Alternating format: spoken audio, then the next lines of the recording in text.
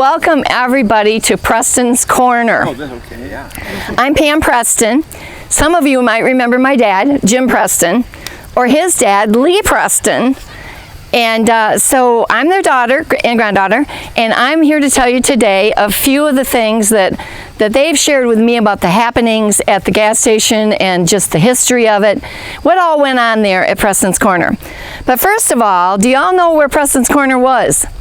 It was located where the roundabout is now. It was the location of the Citgo gas station. That was Preston's Corner. Now, it was not near as busy in those days as it is now, of course. But the expressway had not gone through yet, and there were farms on all corners, a few farmhouse houses, and Russ Salyers here can vouch for that because he lived out there. Yeah, so that's where it was. Now, my grandfather, Lee Preston, pictured right here with his first gas station, purchased the station in 1929, right in the middle of the Great Depression.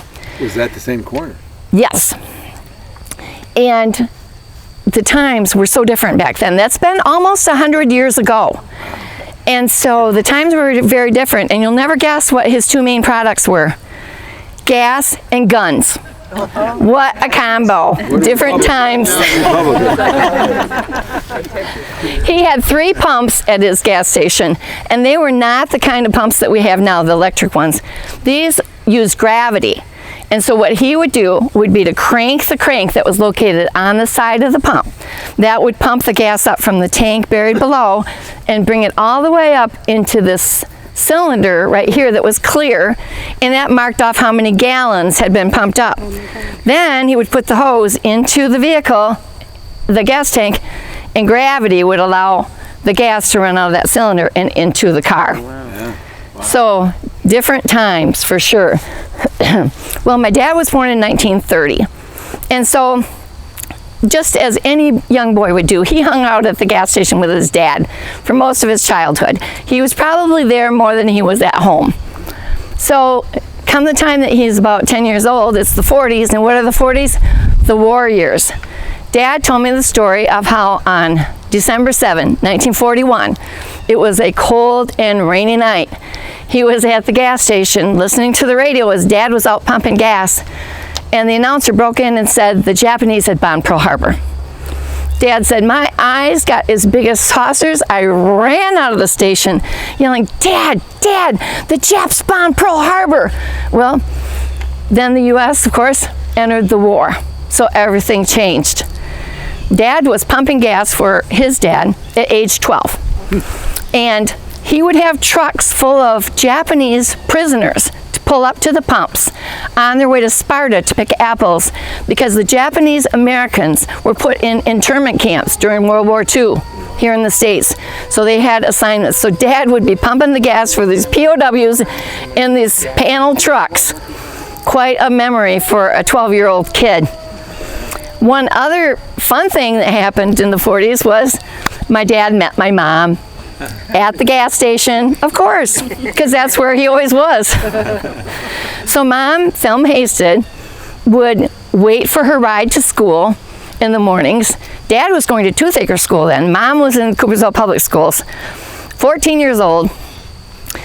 And they would chit-chat, in the mornings. And one day, my grandfather saw a little glimmer in Dad's eyes as he was talking to Mom. So after Mom got picked up, he said, so, what do you think of her, Jim? Well, the rest is history. They dated all through high school and were married in 1948. I have to just take a sip of water here. So that brings us to the 50s. Dad became a partner with his dad in the 50s, and the expressway went through. Now, this was a big concern to the businesses in Coopersville. Would people that were traveling from Muskegon to the other side of the state, would they actually get off the Coopersville exit to do business? Or was all that business just going to go right on by on the expressway? Everybody was worried. When's this? This was in the 50s. I think the expressway went... It wasn't an expressway until the 60s. I-96? I remember it, but okay. They came through Coopersville. Okay. So anyway, it all worked out okay. US 16 had become very busy, and it was easier for people to get on and off the expressway, and they did that. So the businesses did not suffer. So then on in the 60s, it was sad. In 1966, my grandfather passed away. But the rest of the 60s were really good. We had gas wars in those days. Now, I remember gas at 19.9. Anybody can top that? I also remember it at $4.29 in 2008. That's the highest I ever paid. So 19.9 gas. People would pull up to the pumps, they would go over a hose that would then set off a bell in the station saying the customer had arrived. So the attendant would run out, literally run out sometimes, say, what do you have? And they'd say, fill her up. So they'd grab the hose, go back to your license plate in the back of your car, pull it forward, and that's where your gas tank was. Put that in, go back up to the front, wash your windshield, check your tires and your oil while the gas was being pumped. And then, after you paid, he would bring out your green stamps. Yes. Now, it was double stamp day on Wednesday, so that was a very busy gas station day at Preston's. So those were the 60s. The 70s brought up the Arab oil embargo. When there wasn't as much gas, it wasn't available. Hours had to be shortened, and when there was gas, there was long lines. People were waiting to get their chance to pull up the pump and get some of that gas before they ran out again. Well, by the 1980s, Amoco decided that they wanted all their family-owned stores to convert to convenience stores, open 24 hours a day, 7 days a week. My dad was 55 by then. And he said, not me. I'm not going to do this at this point in my life. So he sold the station. Now, this was a very hard time to sell the station, which had been his life. But what I've discovered is that Preston's Corner lives on in the hearts of everybody in this community. Everyone has their memory of what they did at Preston's Corner. Now, maybe your memory is going inside, dipping into the cooler with real ice in it and pulling out an ice cold new grape in a glass bottle. The best, this is my personal favorite as a child. Or maybe you preferred a Verner's, made in Michigan. Or how about these teeny tiny little Cokes, 6 ounces. Tiny little Cokes, but they were icy cold, and there's nothing like an ice cold bottle of pop in a glass bottle. I'll take the Verner's. Maybe some of you remember the phone booth. Maybe you called your mom and said, I'm on my way home, Mom. Wasn't there more than one at one point? More than one phone booth? Yeah, next to each other there? Could be. Yeah. It could be. I don't recall that, but that's not to say it wasn't. Or maybe you remember the race car. Yeah. That sat beside the house. Yep. Dad and Don Tasker had a race car. They raced at Berlin. Yep. Eddie Vanderlaan was the driver. Yep. Or maybe some of you remember the popcorn wagon.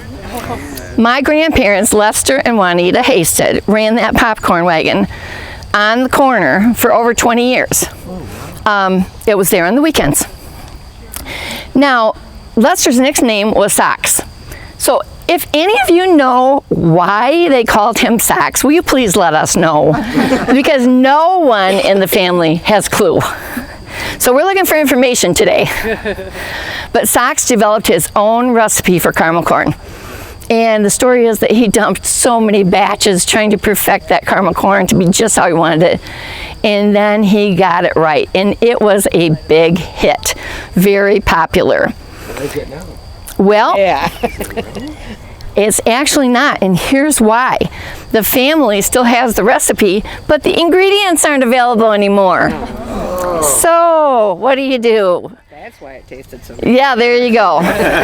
So, after my grandfather's death in 1966, Grandma kept running the wagon. She sold chocolate-covered bananas, popcorn, snow cones, cotton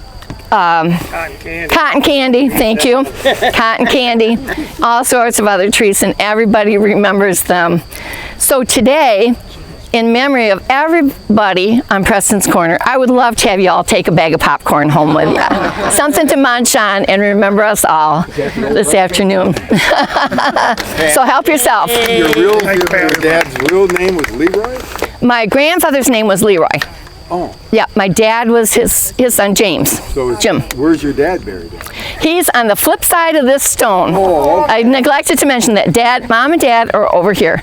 These are my grandparents and these are my other grandparents. I see. Yeah. Oh, that's cool. Yeah. I'm her husband, and she said she's going to put me right there. We are going to be out here. Toast me. If you keep on doing that, you might be down there quicker than you think. Yeah, that's right. Idea. Yeah. Dual. That way you just have You have one stone. dual fame. That's a good idea. Thank you everyone for coming.